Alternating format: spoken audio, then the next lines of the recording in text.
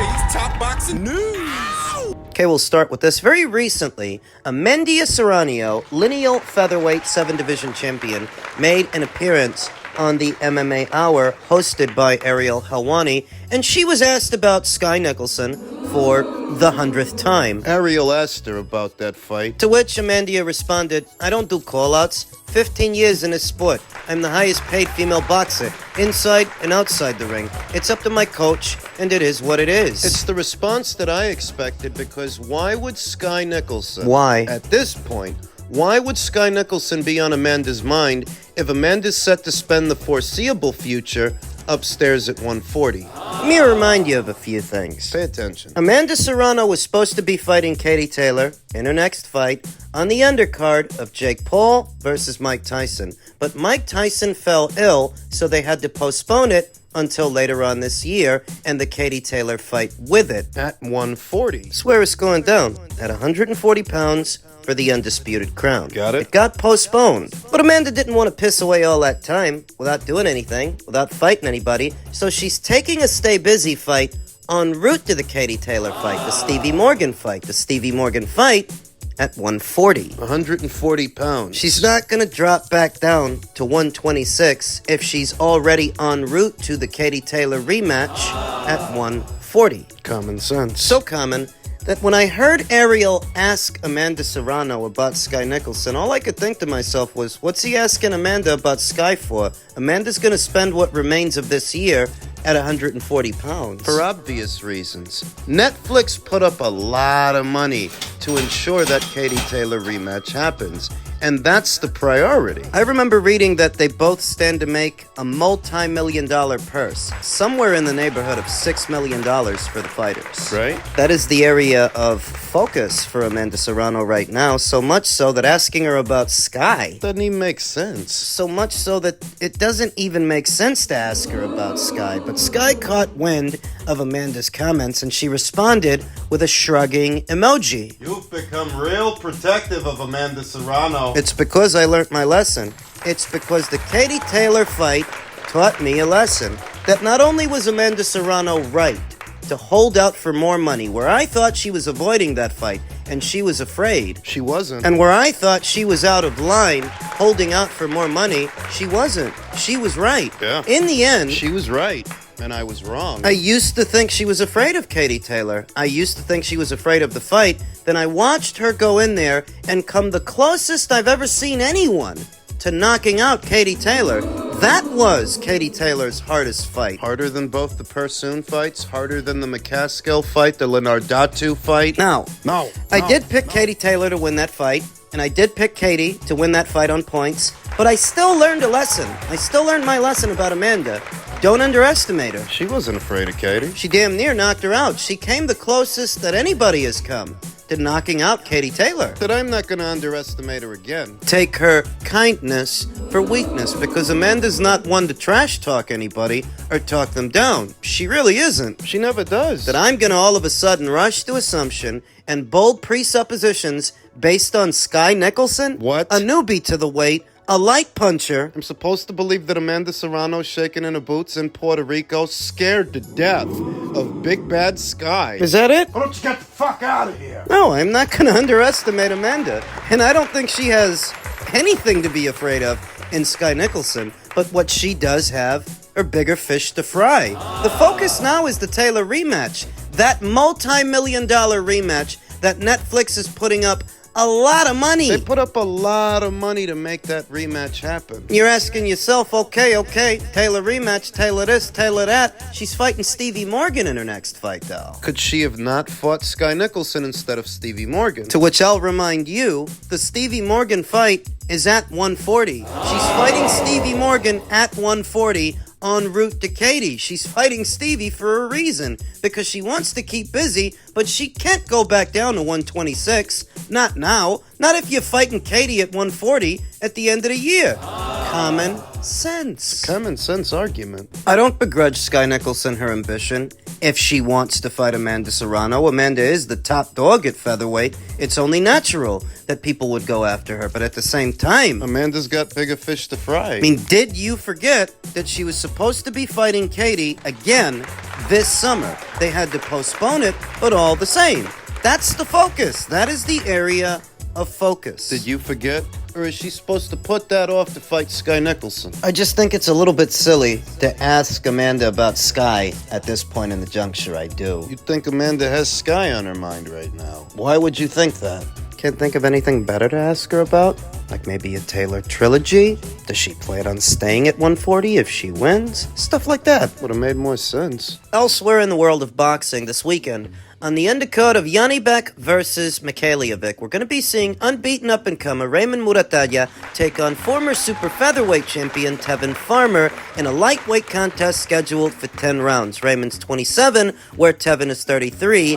Raymond is a orthodox fighter, whereas Tevin is a southpaw. Raymond's got a bit of height and a bit of length on Tevin, but Tevin's got experience on his side. He's been around longer, fought in more fights, and he used to be a champion downstairs at 130.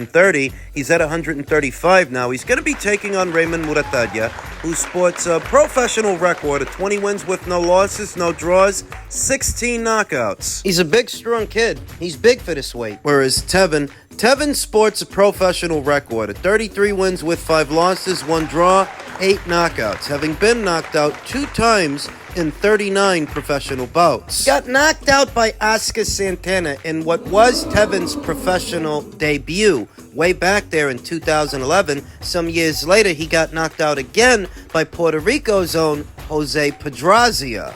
But he eventually rebounded off those losses and went on to become IBF champion at 130 pounds, though he subsequently lost the IBF title to Joseph Diaz in January of 2020, and he took a long hiatus after that. He sat out the rest of 2020, all of 2021, all of 2022, didn't come back till June of last year.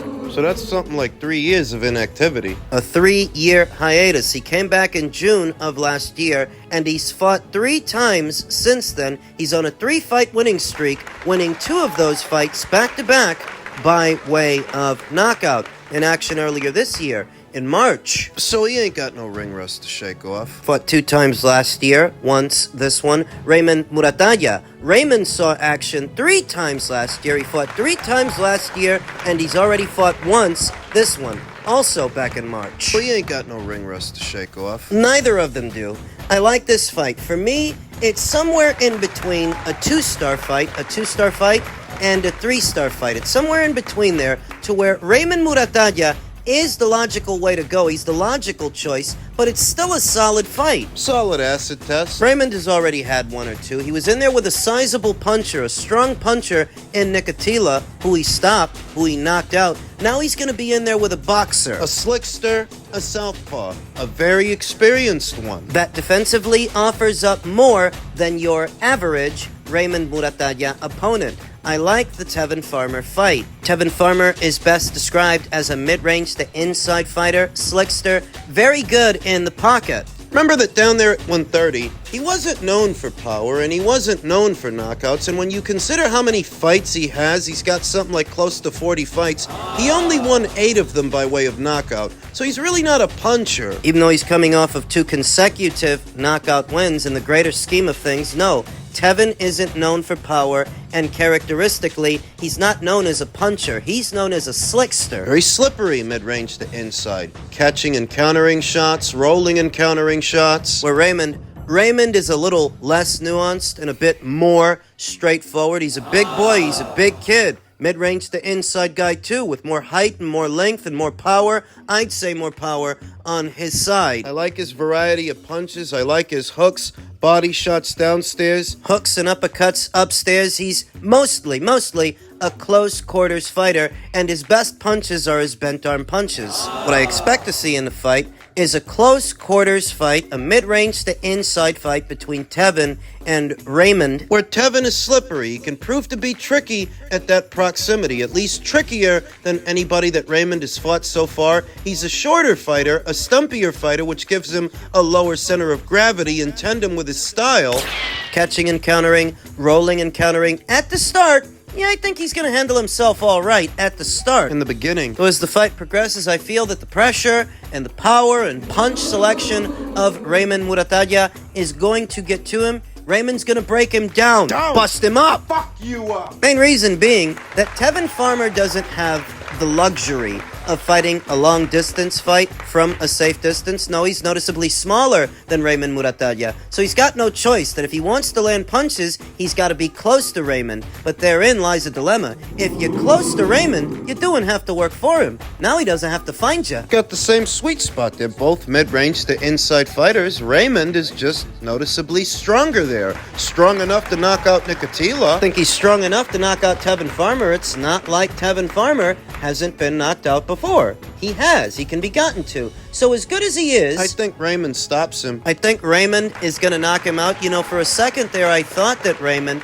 was all but done in the lightweight division. This is a lightweight contest scheduled for 10 rounds. And because he's still there, I anticipate that if Raymond wins this weekend, maybe at some point they put him in there with Denis Berinchyk, newly crowned WBO champion of the Ukraine. So much of the conversation the last couple of days has been centered around what Shakur Stevenson is going to do now that he's a network free agent and whether or not he'll get a shot at Denis Berinchyk.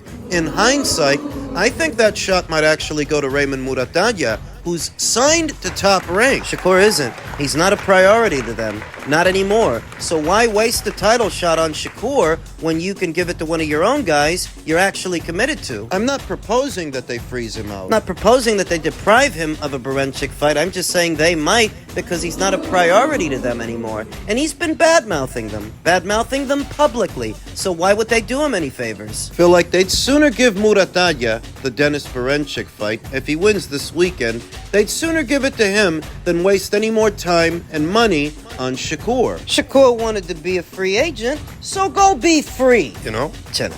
I've got Raymond winning this weekend. I think he's going to knock out Tevin. If and when he does, they might parlay that into a world title opportunity. We'll see.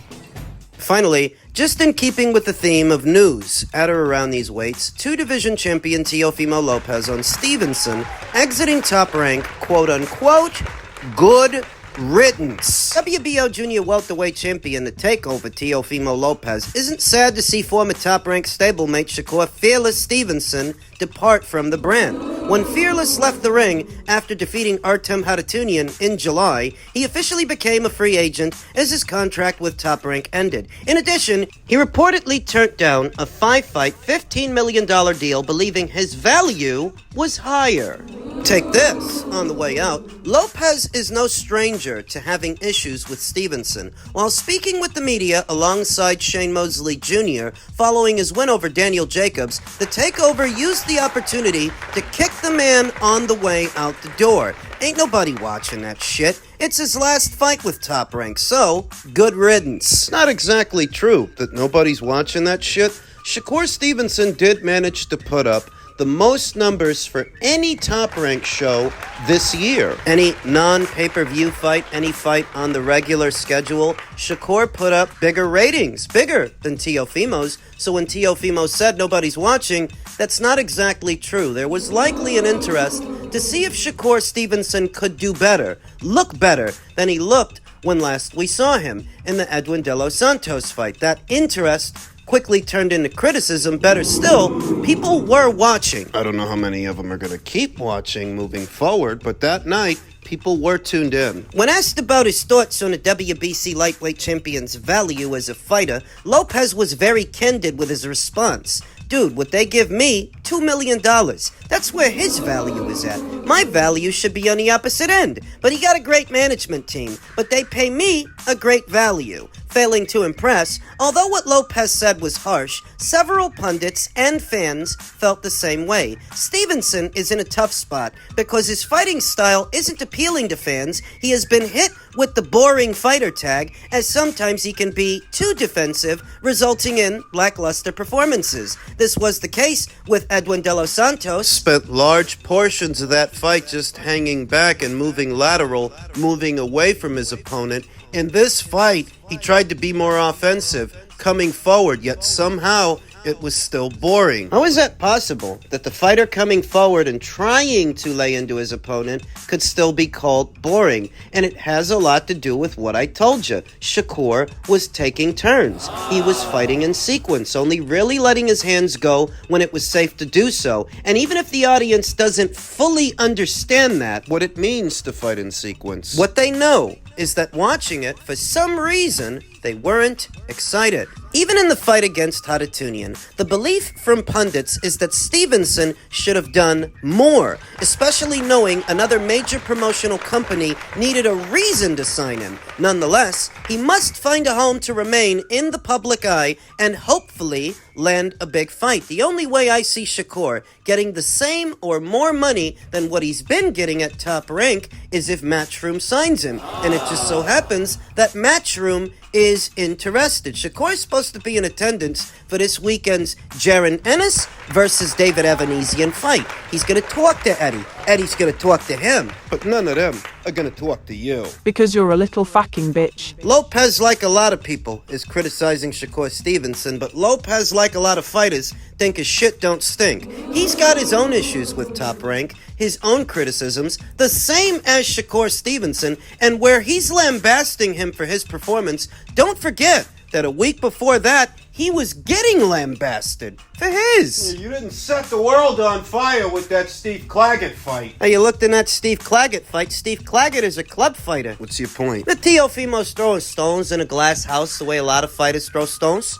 In a glass house? I'm not going to say the criticism isn't warranted, but what I can say is Teofimo's one to talk. He's getting criticized, but you were getting criticized right before him. So, no loyalty among boxers? No loyalty for your contemporaries? It's funny, you know what they say about loyalty? Loyalty in boxing. If you want loyalty, get a dog, because this is boxing. Bitch. Was it really that boring? It was boring enough that the focus has shifted from Teofimo's flat performance to Shakur Stevenson's flat performance, when neither one of these two guys looked all that impressive in their last outings, in their last fight. Buddy. I'm not even criticizing Teofimo for what he said. I'm just thinking that what he said could come back to haunt him. Karma.